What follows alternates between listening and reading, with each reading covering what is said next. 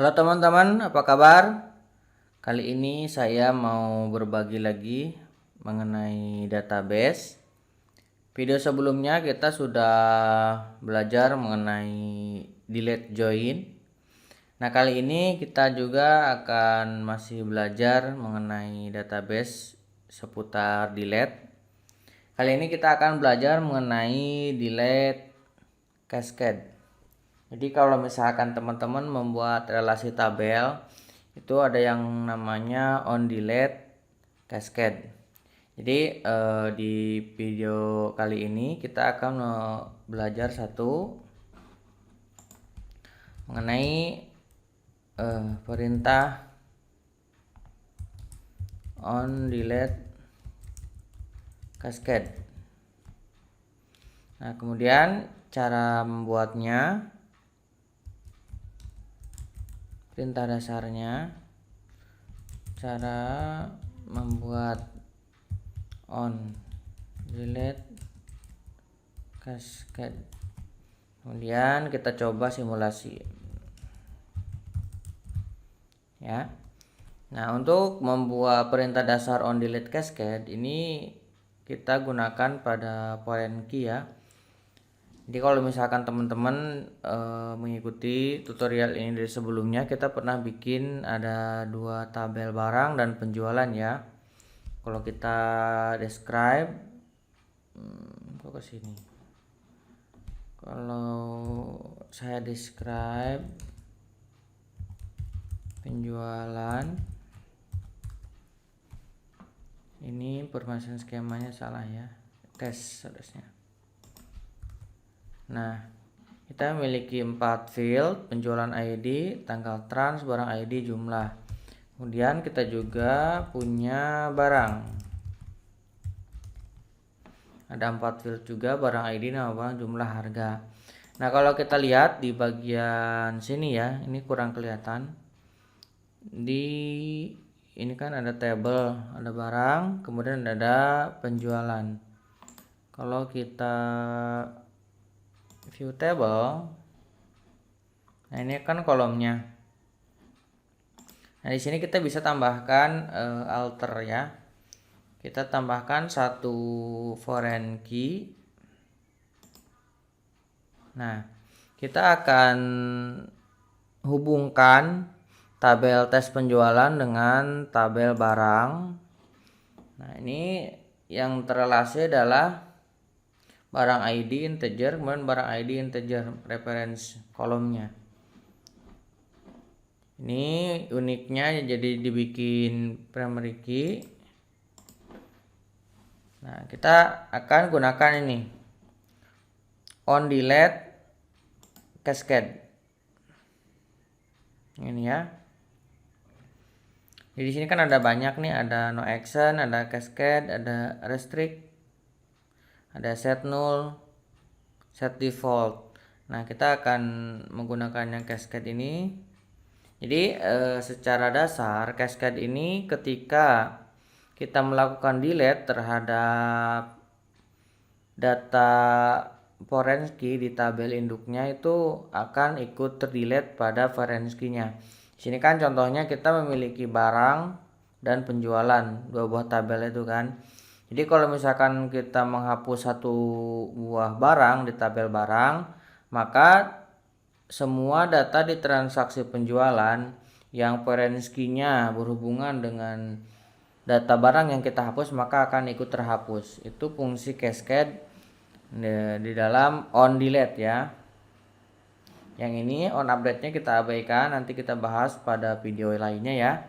Kita akan fokus pada on delete cascade yang ini. Kemudian kita oke. Nah, setelah kita oke, kita memiliki on delete cascade ini ya. Kalau kita save, nah ini perintahnya nih. Kalau teman-teman mau manual menggunakan script, ini boleh. Teman-teman tinggal bikin. Nah, nanti teman-teman tinggal jalankan di sini. Cuma saya biar cepet jadi dan gampang menjelaskan ke teman-teman. Ini tinggal di sini aja nih.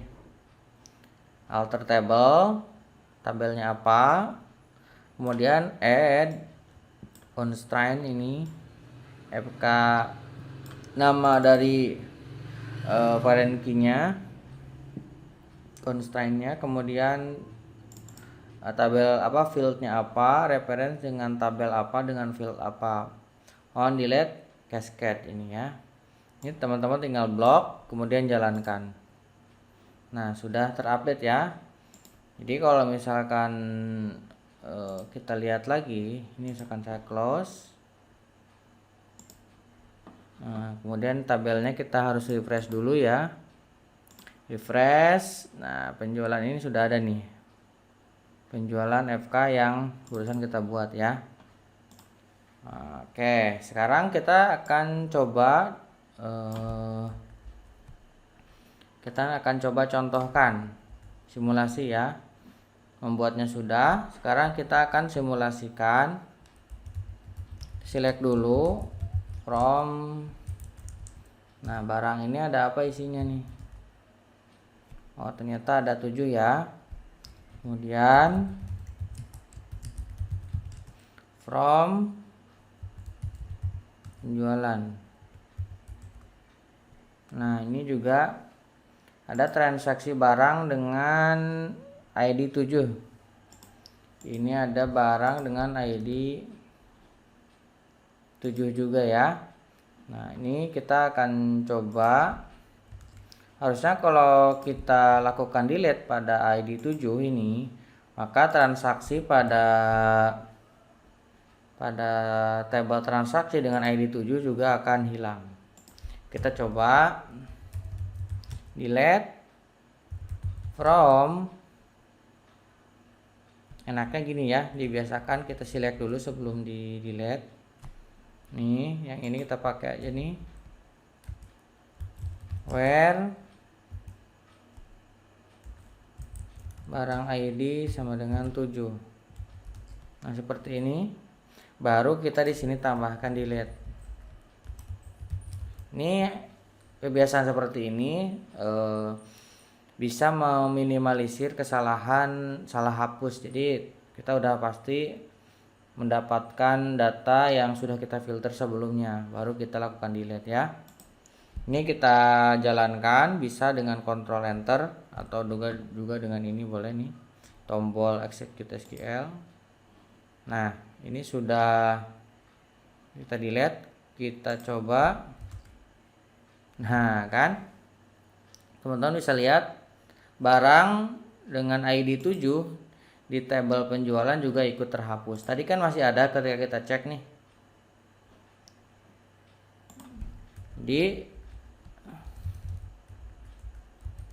Itu fungsinya on delete cascade.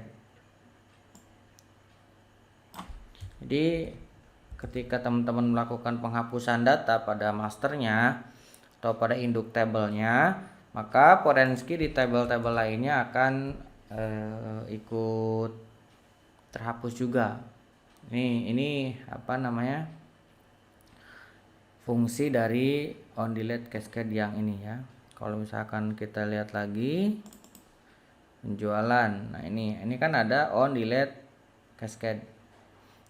Jadi ketika teman-teman hapus pada tabel induknya, di sini tabel barang, karena kita contohkan hanya berelasi 2 tabel saja, barang dan penjualan. Maka ketika dihapus barang ID 7, maka semua transaksi dengan barang ID 7 akan ikut terhapus juga. Secara proses ini akan lebih mudah ya, ketika delete maka seluruh data yang berhubungan dengan barang itu akan ikut hilang. Tetapi dalam kenyataannya ketika kita memiliki database production atau membuat sebuah aplikasi, saya sarankan tidak menggunakan cascade ya, karena ada beberapa kejadian yang cukup agak riskan ya. Jadi teman dulu ketika saya membuat sebuah project, jadi menggunakan cascade ini. Jadi si klien tidak sengaja menghapus data masternya. Karena gak sengaja terhapus, maka semua transaksi yang berhubungan dengan tabel itu juga menjadi hilang. Akhirnya ya itu menjadi masalah. Ya, saya secara data memang benar. Jadi data-data yang berhubungan dengan masternya itu hilang semua. Jadi tidak ada data yang tidak memiliki induk ya. Secara data benar, tapi ketika ada ketidaksengajaan maka jadi repot kitanya. Nah itu ya. Nanti kalau misalkan teman-teman bikin aplikasi production, sebaiknya menggunakan restrict ya, supaya akan muncul error ketika ada ada proses delete terhadap masternya. Itu hanya saran aja. Kemudian kita juga akan lanjutkan kembali materi mengenai ini. Kita juga bisa ngecek ya, sebenarnya tabel apa aja yang terpengaruh oleh perubahan ini. Kita bisa mengecek menggunakan ini, perintah ini ya. Ini saya copy, ini sengaja saya simpan biar cepat. Jadi ketika kita ini kita harus select dulu use information schema yang ini ya, yang paling atas. Kita pilih dulu information schema. Habis itu kita tentukan skemanya, ini kita tag menggunakan yang tes. Kemudian ininya reference tabel barang, karena tadi kan ini referensi tabel barang. Kalau kita jalankan, maka tabel yang terpengaruh adalah tabel penjualan. Oke, kira-kira seperti itu. Mudah-mudahan bisa membantu teman-teman. Mohon maaf atas segala kekurangan. Jangan lupa subscribe dan nyalakan tombol loncengnya. Sampai ketemu di tutorial selanjutnya.